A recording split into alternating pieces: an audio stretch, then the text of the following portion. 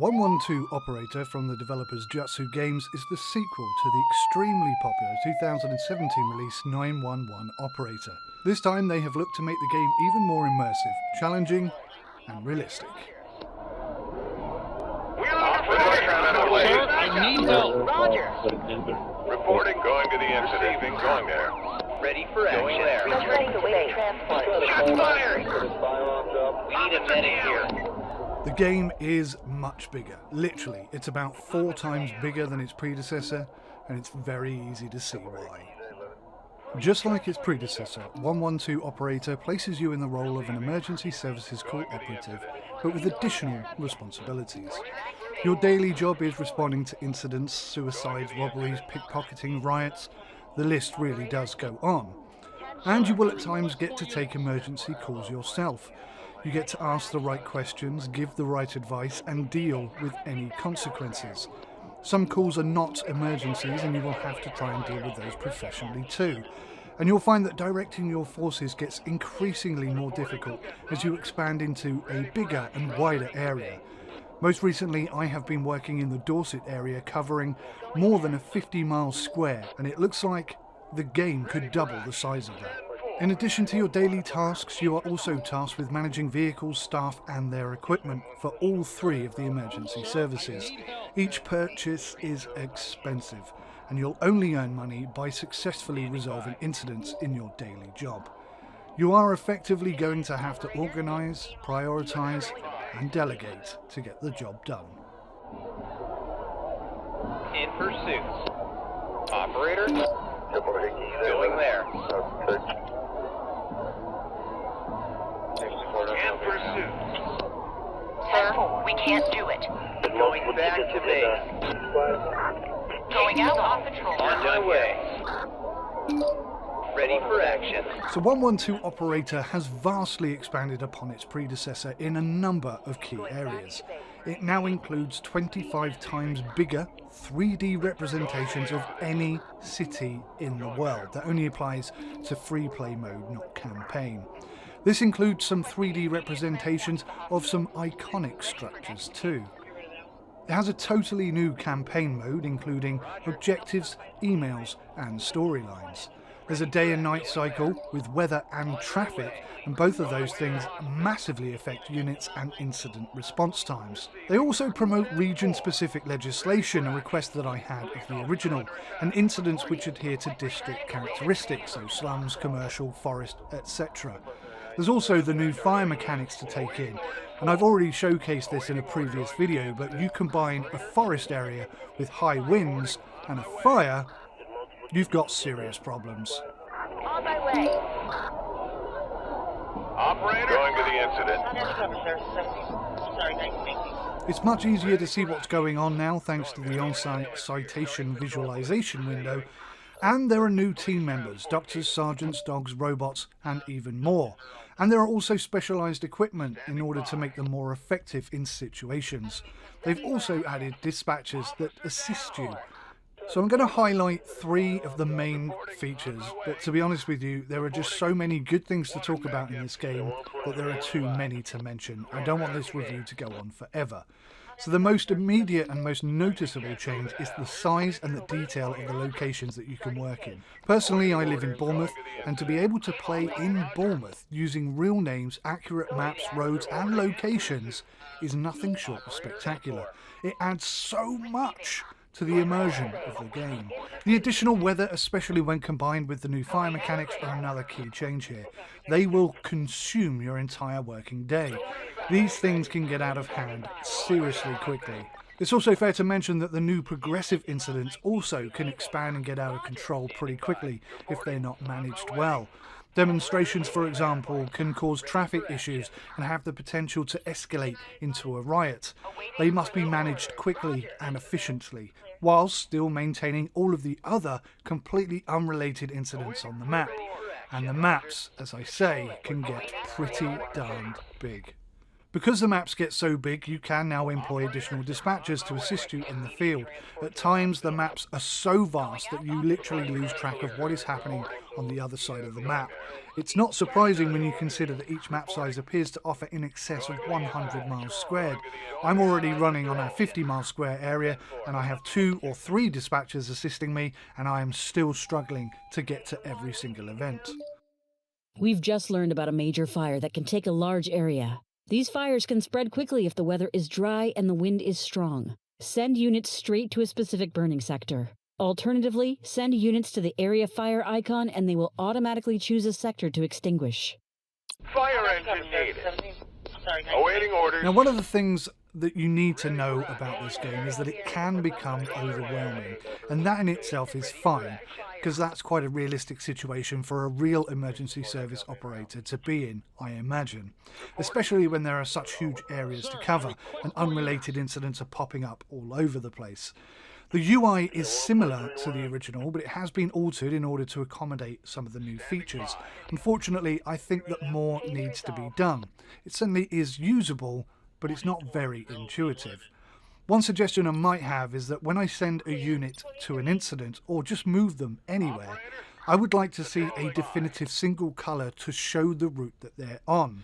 Chained events could be a second colour, so you could have orange as the first route showing you where they're going, and if they're not associated to an incident, then there would be no incident attached to it. But if they were attending an incident, then the incident itself would also be outlined in orange, thereby clearly identifying that that is where the unit is going and where they're going to attend to. At the moment, there's like a dark white and a light white, and the maps are kind of a dark grey, and they all blend into each other, and it's quite difficult to see what's going on. Chained events, which is where you hold the shift button down and you say go here first, then here, then this. Each event could be a different colour, so you could have orange, then pink, and then purple. Perhaps you could go into the menu system and choose which colour combinations you wanted. You could even use dashed lines, which is currently how secondary events are currently mapped out. Sometimes I see a unit right by an incident and I believe that that incident is being attended, but it actually isn't. It's parked around the corner, not attending that incident. With this one change, simply clicking on that unit tells me immediately exactly where they are going and what they are doing. Currently, it's easy to lose track of things as it is. The management screens are limited to these unclosable tiny windows. Honestly, I feel that they are way too small, and each of the items within them is actually too big. I feel that the UI could just be better designed. It looks okay, but the vast amount of data is not well managed or displayed. One example would be a new feature which allows you to turn patrols on for police units, which requires you to open this massive panel in the bottom left-hand corner and then click on an option. I think there could be a better way of doing that. Maybe just clicking on the unit, right-clicking on the unit, opens up a new set of options for that unit. Something like that, I think, could be done with the UI, just to make everything work that little bit better and be that little bit more intuitive and a little bit faster to process. Requesting immediate transport to the hospital. 10-4 Ava, Brian Gian, out of Heinz Park. In addition to that particular problem, sometimes you'll have multiple units in close proximity to each other, and depending on your zoom level, they will kind of stack, if you will. Now, unfortunately, when you try and select one of the units within that stack, it's quite easy to click on the wrong one or none at all. What I would like to see is when there's a stack like that, if you hover your mouse over it, then it bursts out into a star chart type situation, so that you can easily and clearly see what units are there, what they're doing, and be able to click on which one you actually want to control. I've also noticed something that was in the first one as well, micro stutters in the game. It possibly only happens when you're moving the map and zooming at the same time, because what tends to happen is that you suddenly find out that you're at maximum zoom in. This has a number of implications. Sometimes actions are not recorded, like sending a unit to an incident. There's a micro stutter. You definitely clicked on the unit, you definitely clicked on the incident, but somewhere in between that process there was a micro stutter, and that input that you gave has not been registered. It doesn't happen all the time, but it does happen occasionally, and it is an incredibly annoying incident when it happens. They've also mentioned that legislation is now bound to match each country. I'm not sure that I see that. Possibly within the campaign that is the case, but in free play mode I'm pretty sure that isn't really being adhered to. In the UK, at least, there are these serious restrictions against firearms even for the police, and I believe, whether it's the case now or not, but in the past, if an armed officer were to discharge their firearm, they are then returned to normal police duty. This may have changed in the current climate, but I believe that was the case in the past. Not sure if it is now, but certainly gun control and gun-related incidents in the UK are far less likely to happen. But in my Let's Play series in Dorset, there was a lot of firearms incidents. And that's not to say that they don't happen here, because they do. 6 out of 1. Reporting. Awaiting Airport orders. Ave, Roger. Brian Gian of Heinz Park. Requesting fire. So at the moment, one of the things that I think is lacking from the game is the ability to remove a chained element. If you were, for example, to ask a fire engine to go to an event, then back to the station to refill the water, and then onto a second incident that they need to deal with, you might do that because you think, well, you know, they're going to run out of water on the first incident. But if they get there and it's dealt with really quickly and they've got loads of water, it might be quicker to go straight to the next incident.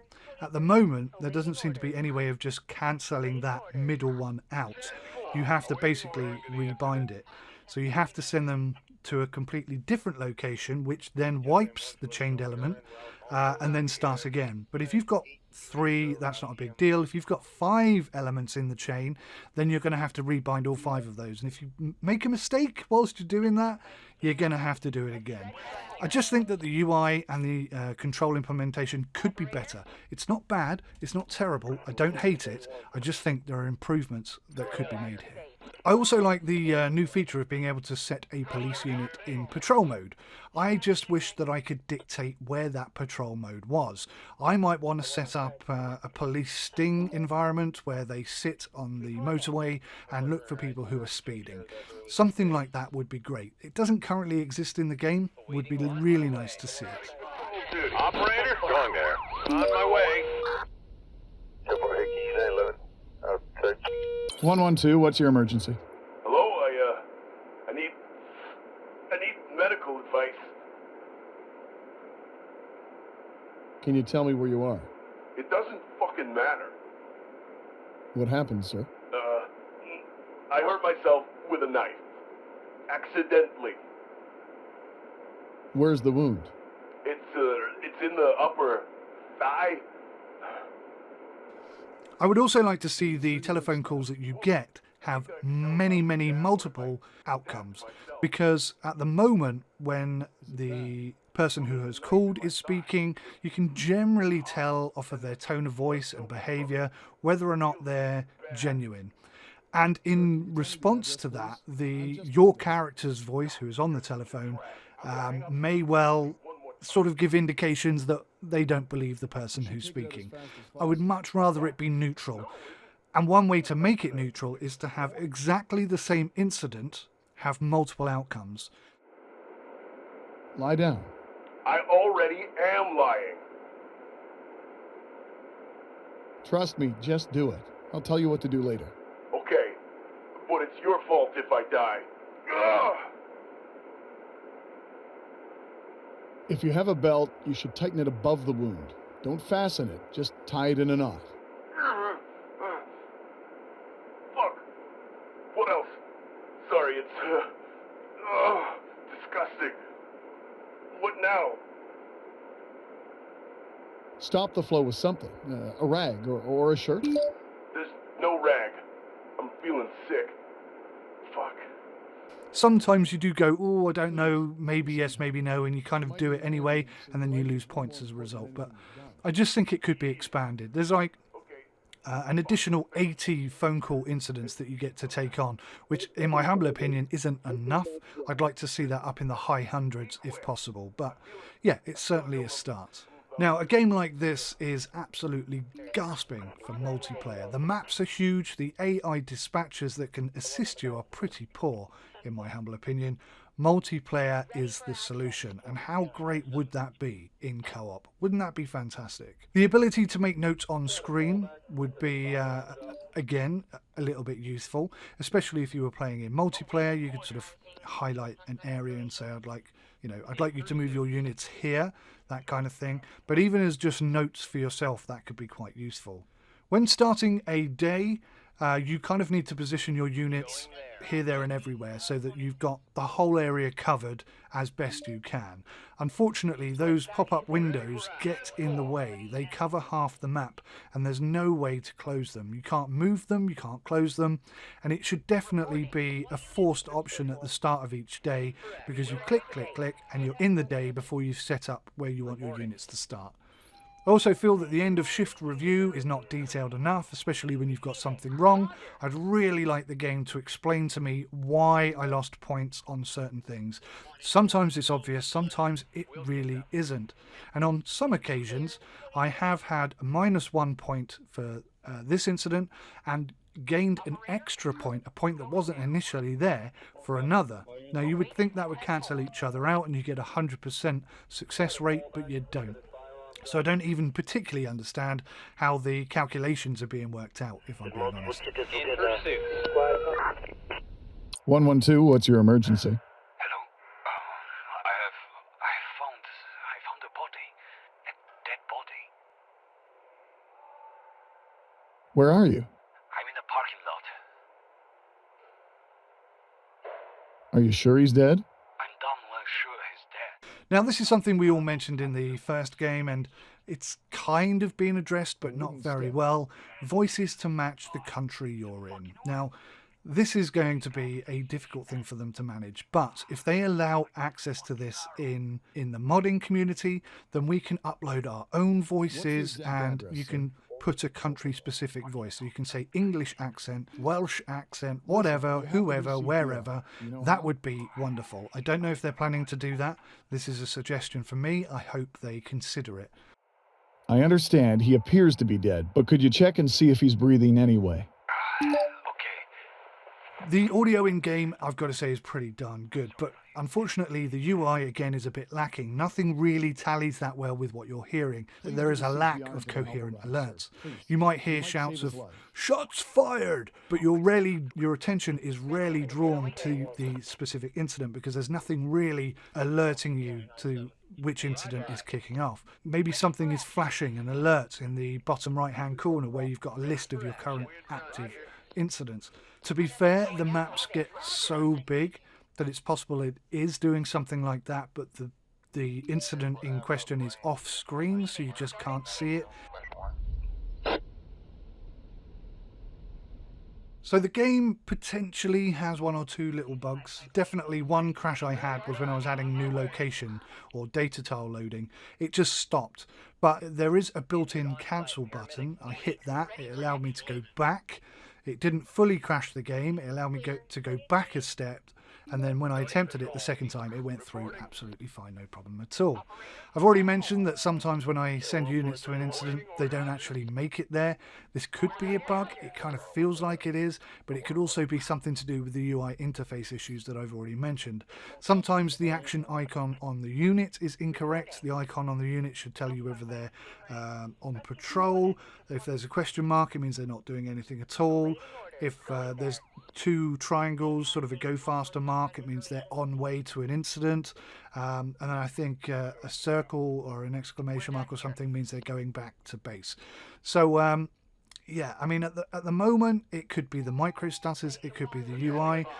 You also have the ability to make notes about phone calls you take, incidents that you take calls on. But every time I tried to type something in the notes section, it just kept changing tab. This is not a big game-breaking issue. I'm not even sure what benefit there is to taking notes, to be perfectly honest with you. But yeah, it does keep changing. That is a bug, and it's a real pain in the backside. Occasionally, units will call for a police unit, for example. They say a little icon pops up saying police unit needed, even when there is a police unit on site. Again, this is a UI failing. I think you know, the UI isn't bad, it just isn't quite there. We're about 90% of the way there. There's just certain, you know, if they hired a UI specialist to come in and just give them some pointers and some suggestions, it would transform this game 100%. I'm sure of it. So what needs to be done to make this game better? The UI needs tweaking. Unit selection at the moment seems clunky. You get to create specialist units, but finding them when you need them is quite hard. And the entire management screens need to be bigger and better organised. At the moment, it's kind of like an afterthought, and it doesn't work the way it's designed, in my humble opinion. Future wishlist items, I would love to see accents relevant to locations, community-created opportunities to add voices perhaps modding ability there, that would be wonderful. I'd also like to see coast guards added, you know, the offshore emergency situation. They did highlight this as a possibility if they received enough funding in their Kickstarter program. Let's see if maybe it can materialise later as a DLC perhaps. And of course the one thing that you're all going to be screaming for, and I would love to see as well, is multiplayer. At the moment it's not here. Is it likely to come? Probably not, but don't count your chickens. Either way, this game is fantastic. If you're a fan of the first one, you're going to absolutely love this. It is 4 times bigger, 4 times better in every department. There is nothing about this game that isn't better than the first one. It really is an exceptional title. And if you're into this kind of intense, tricky, real-time strategy type game, then you're definitely going to enjoy this, I think. There are some funny parts, there are some serious heart-tugging parts, and there are all the bits in between that just make this game an absolute classic. The original is a flipping amazing game, and people are still playing it today. This is an improvement on that. I can't say any more. Thank you for watching. Take care of yourselves. Enjoy the game. It comes out today. Go grab yourself a bargain. Bye for now.